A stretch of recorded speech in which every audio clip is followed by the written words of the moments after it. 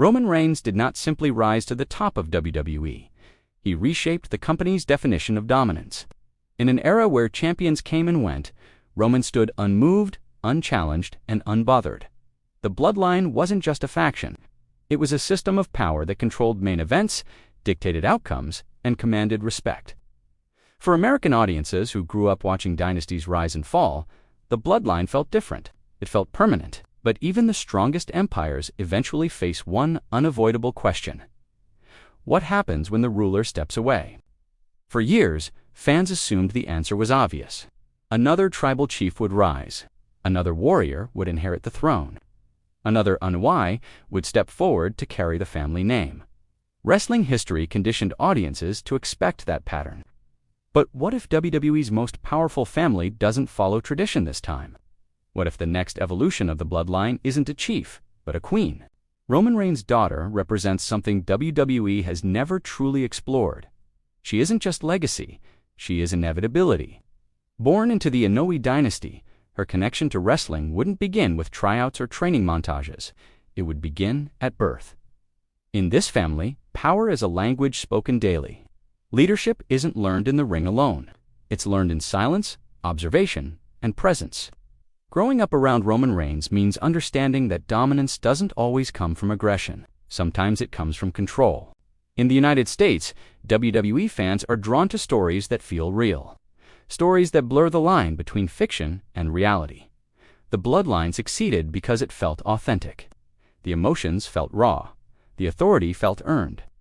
A Bloodline queen would tap into that same authenticity, but with a new edge. She wouldn't need to shout to be heard. Her last name would do the talking. Her posture would command attention. Her silence would make opponents uncomfortable. The modern WWE landscape is different than it was a decade ago. Women no longer fight for time or respect. They define eras. They headline WrestleMania. They carry entire divisions. For American audiences, this shift feels natural now. A Bloodline queen wouldn't feel forced. She would feel overdue. WWE understands the power of representation, but more importantly, it understands the power of legacy. A Samoan woman carrying the Bloodline name wouldn't just represent progress, she would represent evolution. Imagine her arrival. No social media teasers, no leaks, no commentary buildup, just the arena lights dimming as tribal drums echo through the building. The crowd doesn't cheer. They don't boo, they go silent. A young woman steps onto the stage, confident, calm, and completely in control.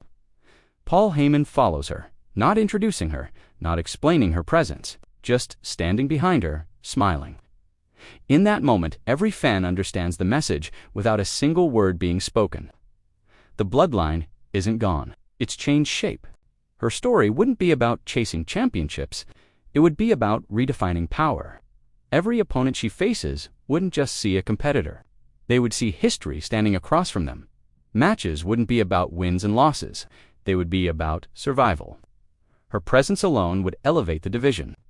Every interaction would feel meaningful because the stakes wouldn't be titles. The stakes would be legacy. American wrestling fans respond to long-term storytelling. They invest emotionally when they feel like they're witnessing history unfold. A Bloodline queen would be a slow burn. No rushed push, no shortcuts. Just quiet dominance, building week after week. Each appearance would add tension.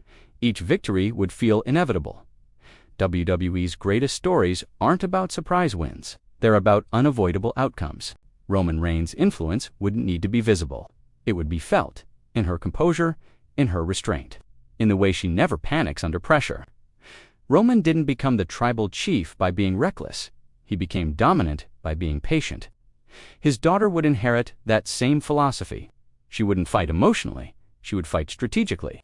And that makes her dangerous. This is the kind of story that thrives on YouTube. American audiences love what-if narratives when they feel grounded in reality. Just like the Arissa Lebrock story worked because it felt believable. The Bloodline queen works because it feels inevitable.